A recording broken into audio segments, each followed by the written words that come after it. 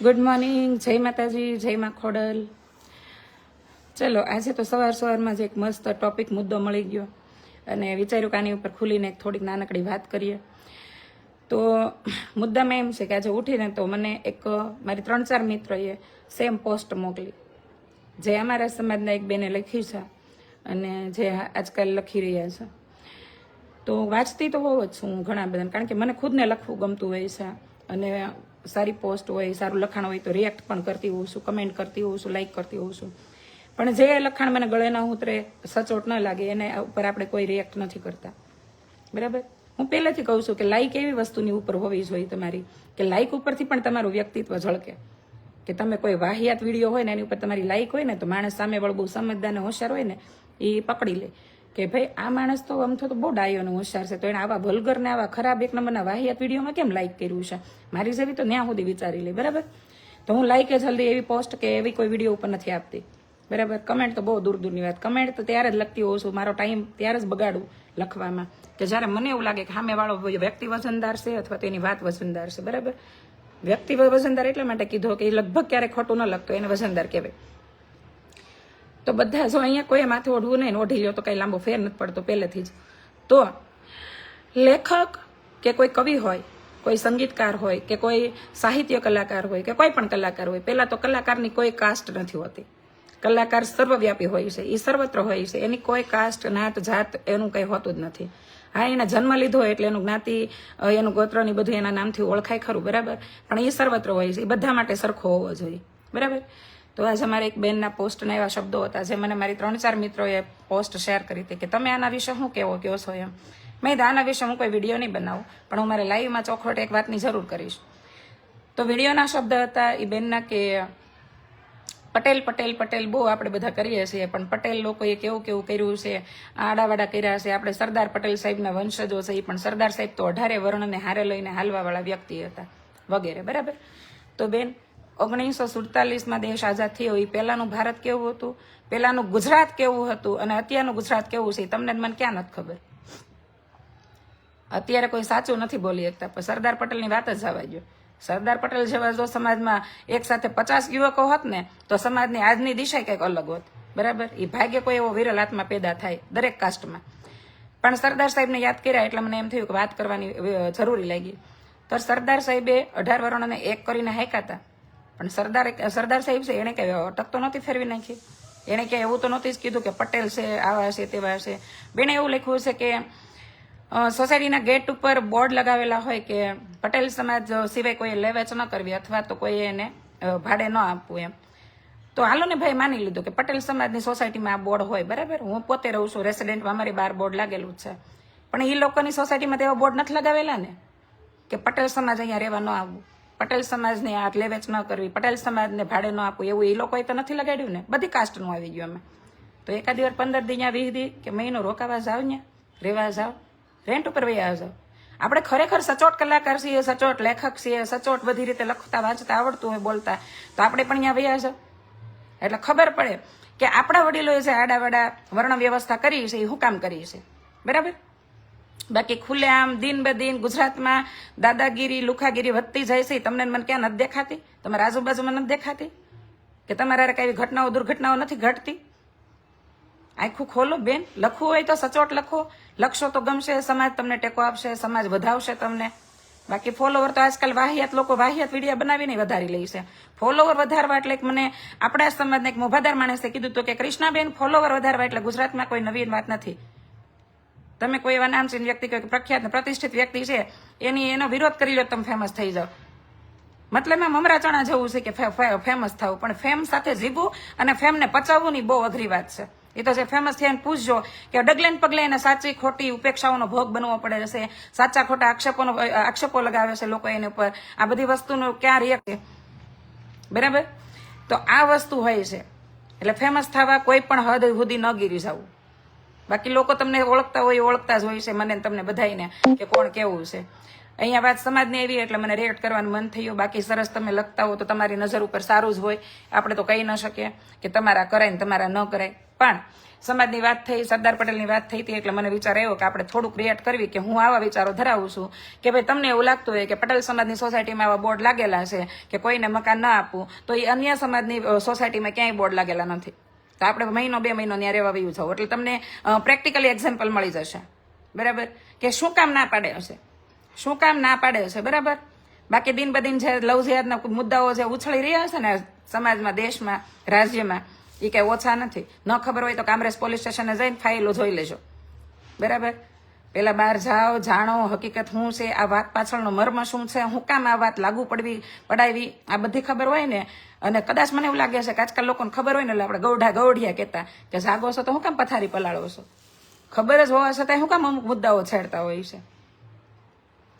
બધી કાસ્ટનું પોતાનું એક મહત્વ હોય છે, પોતાની એક આગવી ઓળખ હોય છે, કોઈનો પહેરવેશ, કોઈની બોલી, કોઈની ચાલી. બરાબર, બધાની પોતપોતાની એક ઓળખ હોય છે. કઈ ને કે પટેલ સમાજ જે બિઝનેસ કરીએ કે જે ધંધો કરીએ કે એવો કોઈ ન કરી શકે, એ લોકો પણ એક્સેપ્ટ કરે છે.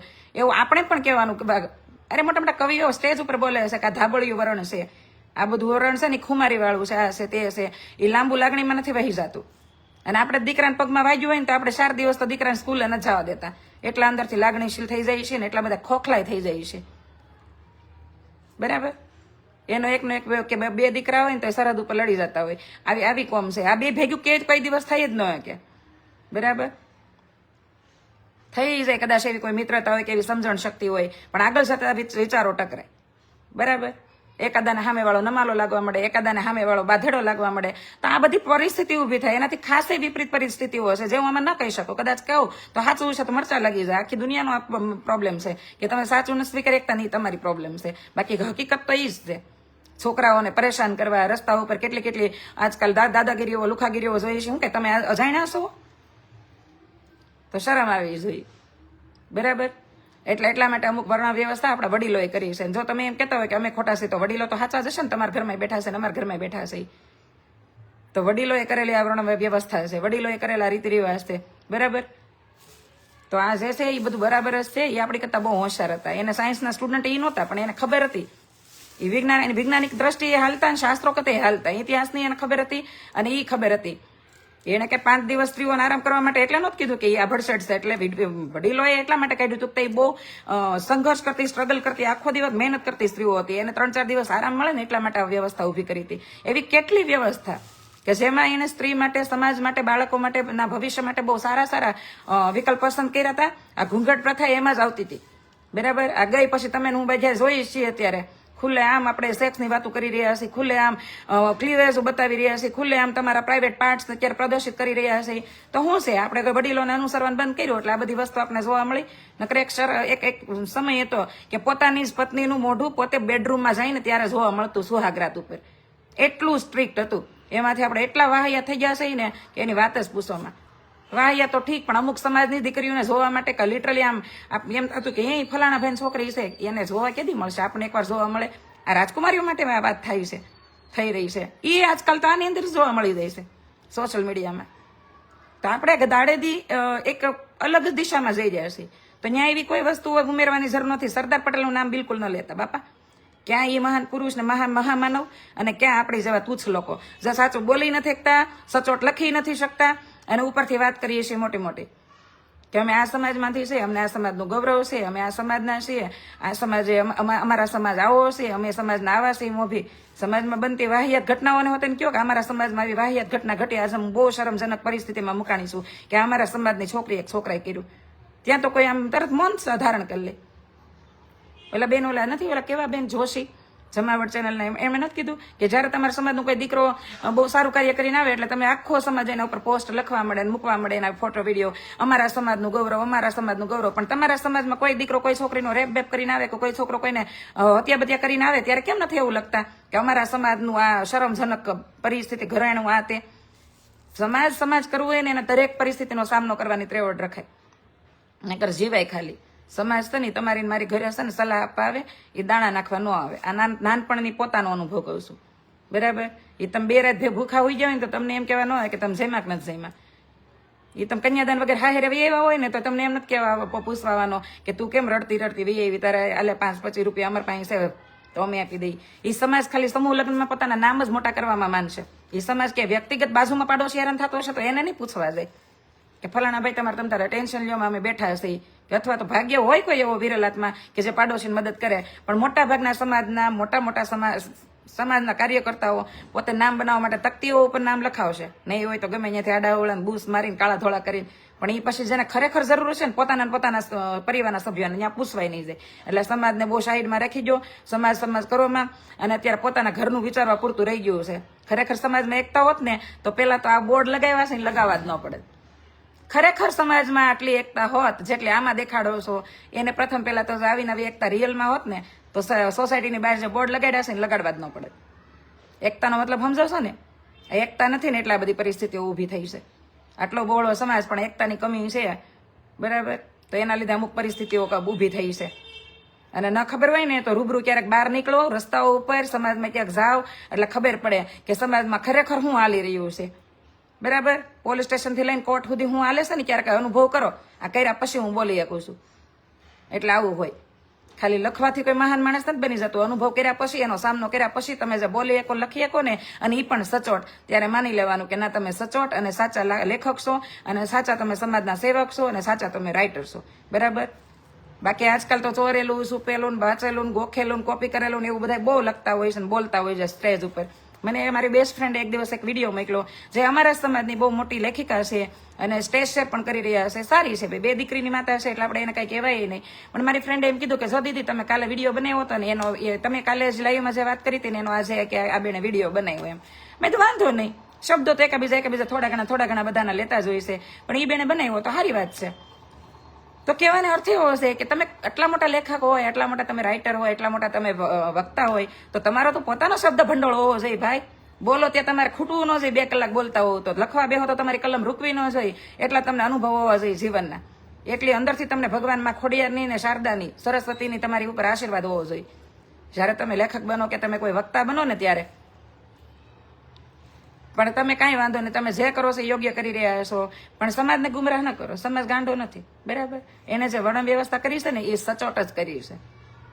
હું તો કોઈ દિવસ એવો ખોખલો શબ્દ યુઝ નથી કરતી કે હું જ્ઞાતિ જાતિમાં નથી માનતી. હું તો ખુદ કહું છું કે હું કાસ્ટમાં જ્ઞાતિ જાતિમાં માનું જ છું, બરાબર. મારો ઘરવાળો હોજો છે, કોહાણ છે, પણ છે તો પટેલ નો ને.